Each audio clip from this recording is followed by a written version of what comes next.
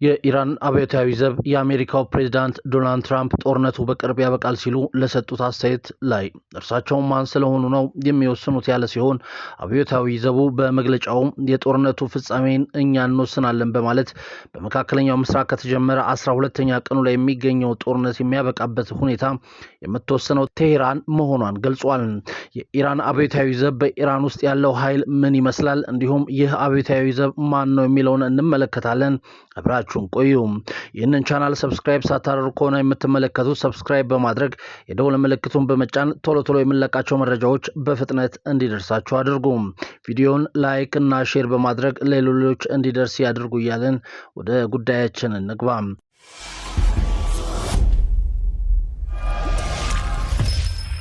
እንደ ሮይተርስ ዘገባ ከሆነ አብዮታዊ ዘቡ በመካከለኛው ምስራቅ ከተጀመረ 12ኛ ቀኑ ላይ የሚገኘውን ጦርነት የሚያበቃበትን ሁኔታ የምትወስነው ቴህራን መሆኗን መግለጹን ያሳያል። አብዮታዊ ዘቡ የእስራኤልና የአሜሪካ ጥቃት የሚቀጥል ከሆነ 1 ሊትር ነዳጅ ከቀጠናው እንዲወጣ ቴህራን አትፈቅድም ሲል በመግለጫውም አስጠንቅቋል።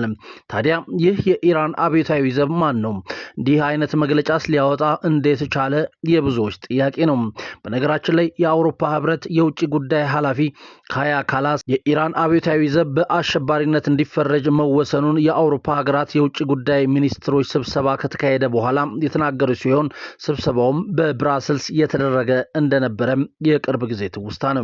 ይህ ልዩ የኢራን ወታደራዊ ኃይል በአውሮፓ ህብረት በአሸባሪነት ከመፈረጁ በፊት በአሜሪካ፣ ካናዳና አውስትራሊያ እንዲሁ በአሸባሪነት ተፈርጆ ነበር። እንደ አውሮፓውያን አቆጣጠር በ1979 በኢራን የተከሰተውን አብዮት ተከትሎ እንደተቋቋመ የሚነገርለት የኢራን አብዮታዊ ዘብ ከ150 ሺህ በላይ የምድር ባህርና የአየር ኃይል ወታደሮች እንዳሉትና ታማኝነቱና ተጠሪነቱም ለኢራን ጠቅላይ መሪ አያቶላ ሆነው ለሚመረጡት ነው። በእስራኤልና በአሜሪካ ጥምር ጥቃት መሪዎቹ የተገደሉበት የኢራን እስላማዊ አብዮት ዘብ ማን ነው? ምንስ አቅም አለው የሚለውን እንመልከትም። አሜሪካና እስራኤል ቅዳሜ የካቲት 21 2018 ዓ.ም በኢራን ላይ በከፈቱት የጋራ ጥቃት ዋነኛ ኢላማ የሆኑት የኢራን ፖለቲካዊና ወታደራዊ መሪዎች ሲሆኑ በርካቶችም ተገለዋል።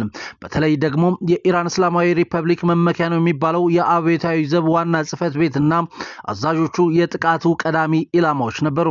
የእስራኤል ጦር እሁድ ዕለት ይፋ ባደረገው ተንቀሳቃሽ ምስል በኢራን እስላማዊ አብዮት ዘብ ዋና መስሪያ ቤት ላይ የተፈጸመው ጥቃት እጅግ ከፍተኛ እንደነበረም ያሳያል። ጥቃቱ በቀዳሚነት የኢራን መንፈሳዊ ወታደራዊና ፖለቲካ መሪ እንዲሁም የአብዮታዊ ዘብ ጠቅላይ አዛዥ የሆኑትን አያቶላ አሊ ኻሜኒን ኢላማ አድርጓል። በተጨማሪም እስላማዊ ሪፐብሊክ መመኪያ እንዲሁም በአገሪቱ ፖለቲካ፣ ምጣኔ ሀብትና የውጭ ግንኙነት ውስጥ ሳይቀር ጉልህ ሚና ያለው የአብዮታዊ ዘብ አዛዥ ጀነራል ሞሐመድ ፓክፑር ተገለዋል። ከአብዮታዊ ዘብ ጋር ጥብቅ ግንኙነት ያላቸው የኢራን ጦር ኃይሎችም ጠቅላይ ኤታማዦር ሹም አብዱላ ራሂም ሙሳቪም ከተገደሉት አንዱ ናቸው። የኢራን አብዮታዊ ዘብ አመራሮች በእስራኤል ጥቃት ኢላማ የተደረገው አሁን ብቻ አይደለም።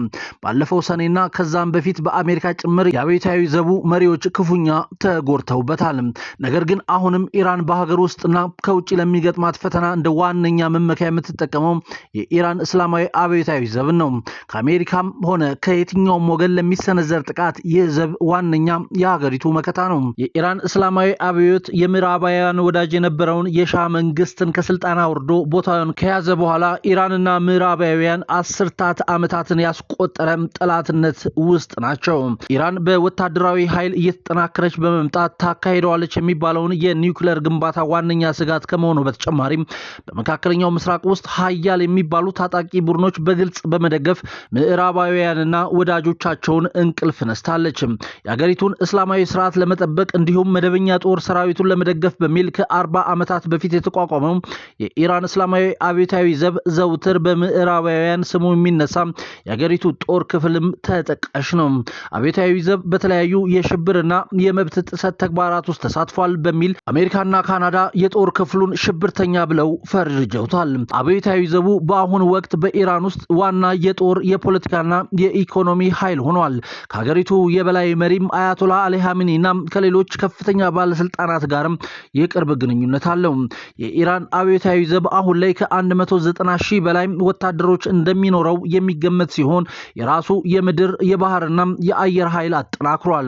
ወሳኝ የሚባሉትን የኢራን ስልታዊ የጦር መሳሪያዎችንም የሚቆጣጠረው ይኸው ኃይል ነው። ከዚህ በተጨማሪም በሀገር ውስጥ የሚነሱ ተቃውሞችን ማፈን ዋነኛው ሚናው የሆነው ባሲጅ በመባል የሚታወቀው የሚሊሻ ኃይል እንዲሁም የሀገሪቷን የኢኮኖሚ አካል ተደርጎ የሚቆጠረው ግብረሰናይ ድርጅቶችንም ያስተዳድራል። ይህ ብቻ ሳይሆንም አብዮታዊ ዘቡ ከኢራን ውጪ በሚንቀሳቀሰው ቅዱስ ተብሎ በሚጠራው የጦር ክንፉ አማካኝነት በመካከለኛው ምስራቅ ለሚገኙ አጋር መንግስታትና ታጣቂ ቡድኖች ገንዘብ፣ የጦር መሳሪያ፣ ቴክኖሎጂ፣ ስልጠናዎችን እንዲሁም ምክር በመስጠት ተጽዕኖ ያሳድራል። አሜሪካ ቅዱስ ኃይልን ሽብርተኛ ቡድኖችን በመደገፍ እንዲሁም በኢራቅና በመካከለኛው ምስራቅ በመቶዎች ለሚቆጠሩ አሜሪካውያንና የአጋር አገራት ጦር ሰራዊት አባላት ሞት ምክንያት የሆነ ጥቃት በመፈጸም ትከሰዋለች። በዚህም እንደ ኤሮፓያን አቆጣጠር ጥር 3 2020 አሜሪካ በባግዳድ በፈጸመችው የድሮን ጥቃት የቅዱስ ኃይልን ዋና አዛዥ የነበሩትን ሜጀር ጀነራል ቃሲም ሱሌይማንን ገድላለች። በወቅቱ የመከላከያ መስሪያ ቤቷ ሱሌይማን በኢራቅ አሜሪካዊ ተቋራጭን የገደለ የሮኬት ጥቃት ማቀነባበራቸውና አሜሪካዊ ዲፕሎማቶች እንዲሁም ወታደሮች ላይ ጥቃት ለመፈጸም እቅድ እንደነበራቸው ገልጿል።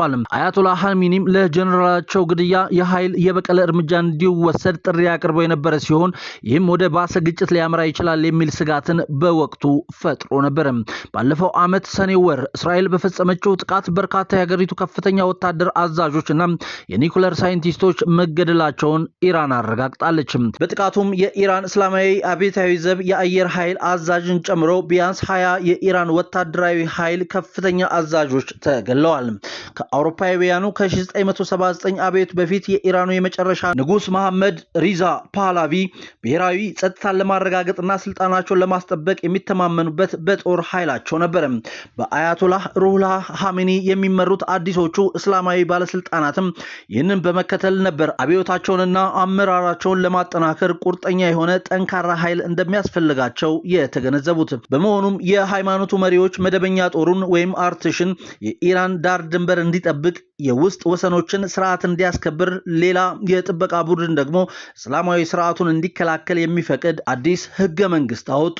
በተግባር ግን የጥበቃ ቡድኑ ህገ መንግስቱ ከተሰጠው ሚና ሲወጣ ይታይ ነበር። አብዮታዊ ዘቡ ከተሰጠው ኃላፊነት ውጪ ህዝቡን ደንብና ስርዓት እንዲያከብር የሚያደርግ ሲሆን የራሱን ጦር የባህርና የአየር ኃይልንም አቋቁሟል። አብዮታዊ ዘቡ መደበኛ ጦሩ ካሉት 230,000 ወታደሮች ያነሰ ሰራዊት ቢኖረውም በኢራን እንዲሁም ሀገሪቷ ከፈጸመቻቸው ወታደራዊ ዘመቻዎች ጀርባ ያለ ዋነኛም ወታደራዊ ኃይል ተደርጎ ነው የሚታሰበው። በእስራኤል ጥቃት የተገደሉት የአብዮታዊ ዘቡ ዋና ሜጀር ጀነራል ሆሴ ሳላሚና ከፍተኛ መኮንኖች የሀገሪቱ የበላይ መሪን ሲያማክሩም ቆይተዋል። የአብዮታዊ ዘቡ የባህር ኃይል 20 በመቶ የሚሆነው የዓለም የነዳጅ አቅርቦት የሚያልፍበትንና የባህር ሰላጤ ሀገራትን ከህንድ ውቅያኖስ ጋር የሚያገናኘውን የሆርሙዝ ባህር ወሽመጥ የሚቆጣጠር ኃላፊነትም አለበት። የባህር ኃይሉ በዚህ ስልጣኑ ያሉትን አነስተኛ የጦር ጀልባዎች በመጠቀም ወደ ኢራን የውሃ ግዛት ቀርበዋል ያላቸውን የአሜሪካ የጦር መርከቦች ማስቆሙና ዓለም አቀፍ የመርከብ ጉዞዎችን አቅጣጫ ማስቀየሩ መነጋገሪያ ሆኖ ነበር። የውጊያ አውሮፕላኖች በስሩ የሌሉት አብዮታዊ ዘቡ ኢራን ያሏትን ሚሳኤሎች የመቆጣጠር ኃላፊነት ግን አለበትም።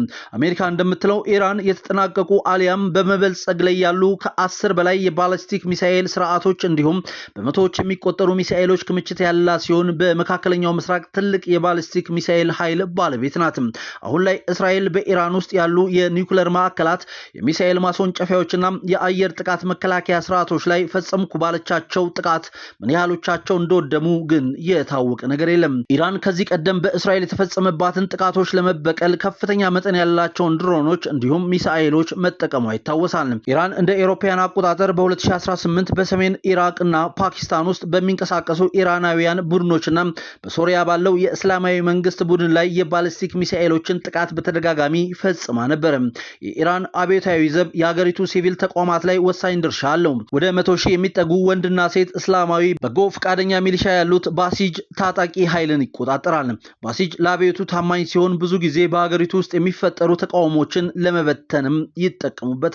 አብዮታዊ ዘቡና ባሲጅ በአውሮፓውያኑ 2009 አወዛጋቢ የነበረውን የቀድሞ ፕሬዝዳንት መሐመድ አህመድ ነጃድን እንደገና መመረጥ ተከትሎ የተቀሰቀሰውን ተቃውሞ አስቁሟል።